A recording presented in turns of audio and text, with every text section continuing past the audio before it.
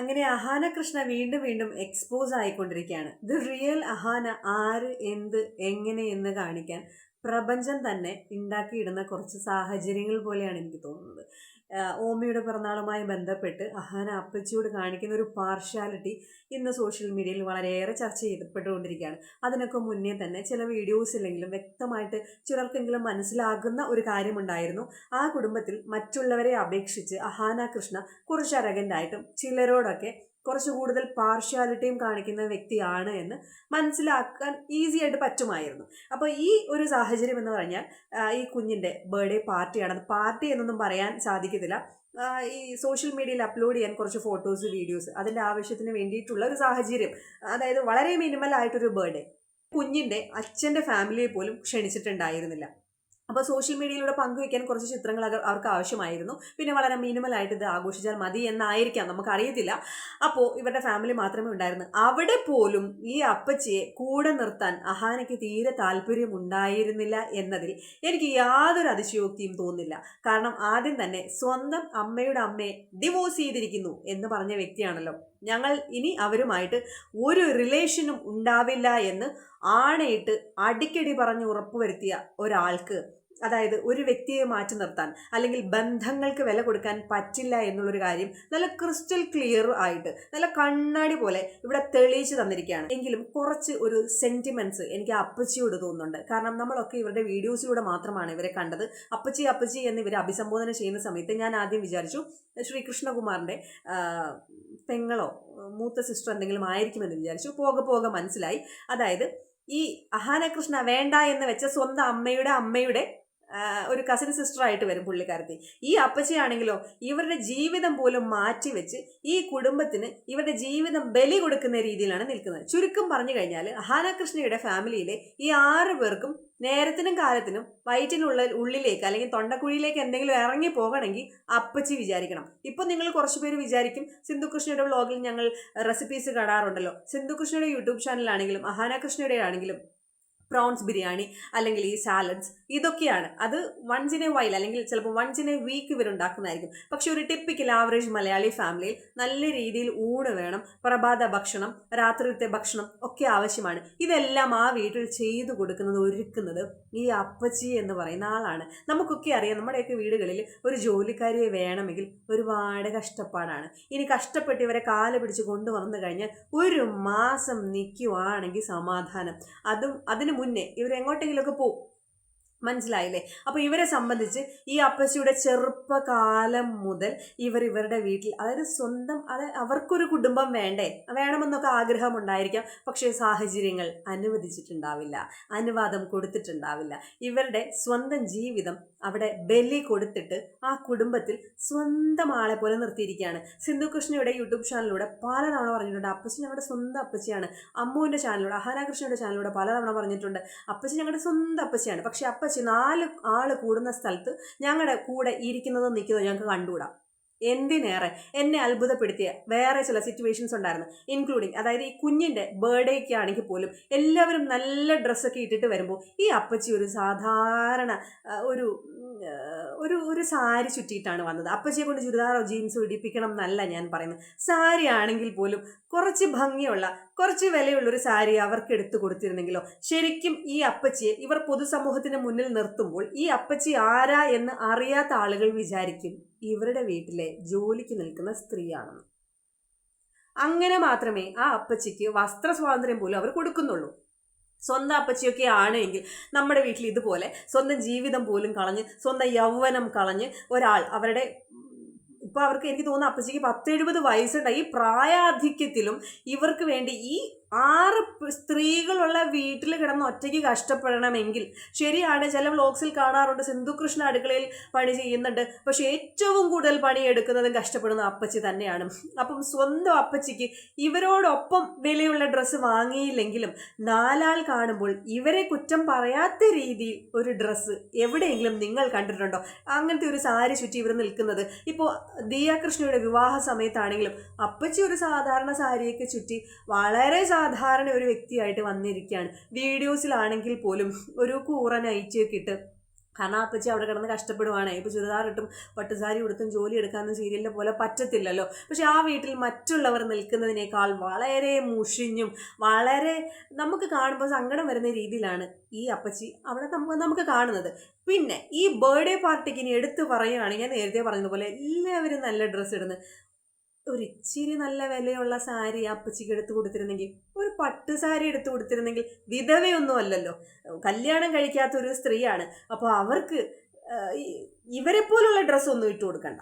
ശരിയാ, ന്യൂഡിൽ സ്ട്രാപ്പിൻ്റെ ഡ്രസ്സോ അല്ലെങ്കിൽ വലിയ എക്സ്പെൻസീവ് സൽവാർസോ കാഞ്ചീപുരം പട്ടോ ഒന്നും അല്ല.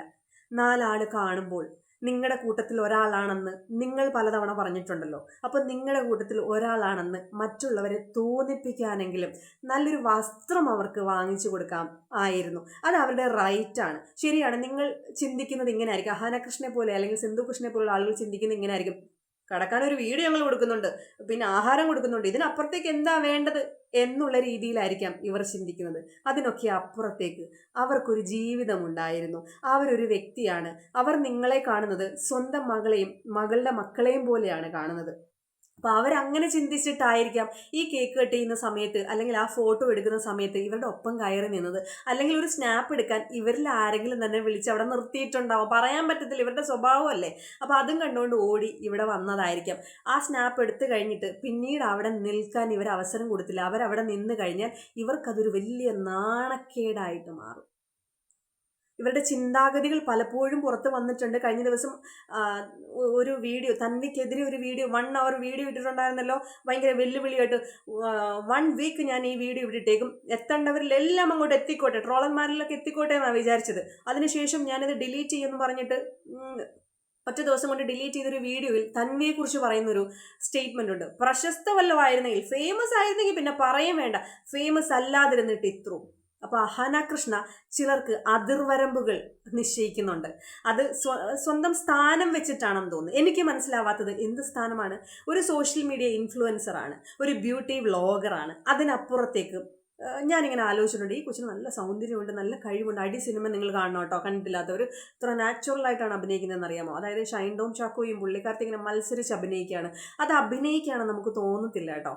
ആ ഒരൊറ്റ സിനിമയിലൂടെ എനിക്ക് ഭയങ്കര ആരാധനാപാത്രമായിരുന്നു അഹാന കൃഷ്ണ. ഭയങ്കര ഇഷ്ടമായിരുന്നു. ഈ കൊച്ചിന് എന്താ വീണ്ടും സിനിമയൊന്നും കിട്ടാത്തതെന്ന് ഞാൻ ആലോചിച്ചപ്പോൾ കഴിഞ്ഞ ദിവസങ്ങളിൽ അതിനുള്ള മറുപടി കിട്ടി. കാരണം നമ്മുടെ ഉള്ളും കൂടെ ഒന്ന് നന്നാക്കണം.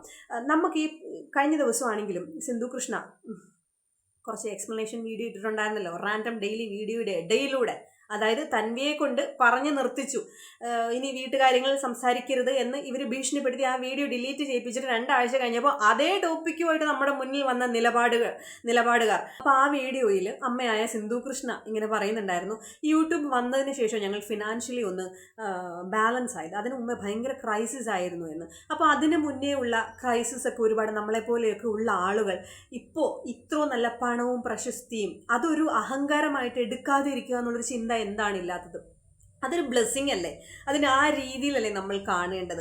എന്നെ അത്ഭുതപ്പെടുത്തിയ മറ്റൊരു കാര്യം, ഇന്നലെ ആ അപ്പച്ചി അവരുടെ ഒപ്പം നിന്നപ്പോൾ അഹാന കൃഷ്ണ ഇങ്ങനെ ഉള്ളിലിങ്ങനെ ദേഷ്യം വെച്ചിട്ട് ബട്ടർ ചെയ്തിട്ടാണ് പറയുന്നത്, അപ്പച്ചി പോയി അവിടെ ഇരിക്കൂ എന്ന് പറയുമ്പോൾ അതിനോടൊപ്പം ചേർന്ന് ഈ അമ്മയാണ് അഹാന കൃഷ്ണയെ, സിന്ധു കൃഷ്ണയാണ് സപ്പോർട്ട് ചെയ്ത് സംസാരിക്കുന്നത്. ബാക്കി ഒരു പെൺകുട്ടികളും അങ്ങനെ പറഞ്ഞില്ല എന്നുള്ളതും എനിക്ക് അത്ഭുതം വന്നു. സ്വന്തം മകൾ ചിലരെ മാറ്റി നിർത്തുമ്പോൾ, അത് സ്വന്തം അമ്മയ്ക്കെതിരെ സംസാരിക്കുമ്പോഴാണെങ്കിൽ പോലും അവളെ വിലക്കാതെ അവളുടെ തെറ്റിനെ സപ്പോർട്ട് ചെയ്ത് അവളുടെ വാക്കുകൾക്ക് ബലം കൊടുക്കാൻ സ്വന്തം വാചകങ്ങൾ കൂടി അതിനെ ചേർത്ത് കൊടുക്കുന്ന ഈ ഒരമ്മ, അത് തെറ്റാ ശരിയാണെന്ന് നമുക്ക് ജഡ്ജ് ചെയ്യാൻ പറ്റില്ല എങ്കിലും ആ അപ്പച്ചിയോട് അപ്പച്ചി അവിടെ പോയിരുന്നു എന്ന് അഹാന കൃഷ്ണ പറയുമ്പോൾ അവളോടൊപ്പം നിന്ന് അപ്പച്ചി അവിടെ പോയിരിക്കുമോ എന്ന് അഹാനയോടൊപ്പം പറയുന്ന അമ്മയെ കണ്ടപ്പോൾ, അഹാനയ്ക്കൊക്കെ ശരിയായിരിക്കാം ഇവരുടെ വീട്ടിൽ ജോലി ചെയ്യുന്ന ഒരു സ്ത്രീ അപ്പച്ചി എന്നുള്ള ഇവർ വിളിക്കുന്നു.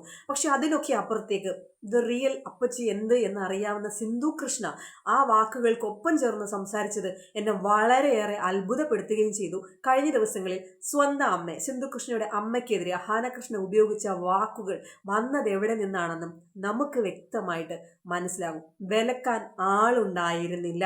ഇഷ്ടമില്ലാത്ത ആളുകളെ പ്രായമോ ബന്ധമോ നോക്കാതെ ഒഴിവാക്കുക എന്നുള്ള പാഠ്യപദ്ധതി എവിടുന്ന് ലഭിച്ചു എന്നും ആ ധൈര്യം എവിടുന്ന് കിട്ടി എന്നുള്ളതും അതിനൊക്കെ അപ്പുറത്തേക്ക് സ്വന്തം അമ്മയുടെ അമ്മ, അതായത് അൺമാനേജബിൾ ലേഡി, നാർസിസിസ്റ്റിക് പേഴ്സണാലിറ്റി ഡിസോർഡർ ഉള്ള ആൾ എന്നൊക്കെ ഇൻഡയറക്ട്ലി പറയുമ്പോൾ ആർക്കാണ് ഇത്തരത്തിലുള്ള വൈകല്യങ്ങൾ ഉള്ളത് എന്ന് സൊസൈറ്റിയെക്കുറിച്ച് ചിന്തിപ്പിക്കുന്ന രീതിയിൽ നിങ്ങളുടെ ഭാഗത്ത് നിന്ന് അതായത് ചെറിയ തെറ്റുകളൊന്നും അല്ല ഇത്. മനസ്സിലായില്ലേ? ഇതിപ്പോൾ നിങ്ങളുടെ വീട്ടിൽ നിങ്ങൾ പൈസ കൊടുത്ത് നിർത്തിയിരിക്കുന്ന ഒരു സെർവൻറ്റിനോടാണ് ഇങ്ങനെ പറയുന്നതെങ്കിൽ പോലും സാധാരണക്കാർക്ക് അത് ഉൾക്കൊള്ളാൻ സാധിക്കത്തില്ല. അപ്പോഴാണ് നിങ്ങൾ അപ്പച്ചി അപ്പച്ചി ഞങ്ങളുടെ സ്വന്തം അപ്പച്ചി, ഞങ്ങളുടെ വീട്ടിലാണ് നിൽക്കുന്നത്, അപ്പച്ചിക്ക് ആരുമില്ല എന്ന് പറയുമ്പോൾ അപ്പച്ചിക്ക് എങ്ങനെ ആരുമില്ലാണ്ടായി? ശരിയാണ്, ഒരാളുടെ 100 വയസ്സ് വരെ പാരൻസ് ഒന്നും ജീവിച്ചിരിക്കില്ല. അതിനിടയ്ക്ക് വെച്ച് ഒരു തുണയുണ്ടാക്കി കൊടുക്കും നമ്മളൊക്കെ അല്ലേ? സ്വന്തം മക്കൾക്കൊക്കെ നമ്മൾ അങ്ങനെയാണ് ചെയ്യുന്നത്. ഈ നമ്മുടെ മാതാപിതാക്കളും നമ്മൾക്ക് അങ്ങനെയാണ് ചെയ്യുന്നത്. പക്ഷെ ആ ഒരു കുടുംബം പോലും അവിടെ ഇല്ലാതായി പോയത് ആർക്ക് വേണ്ടിയാണ്?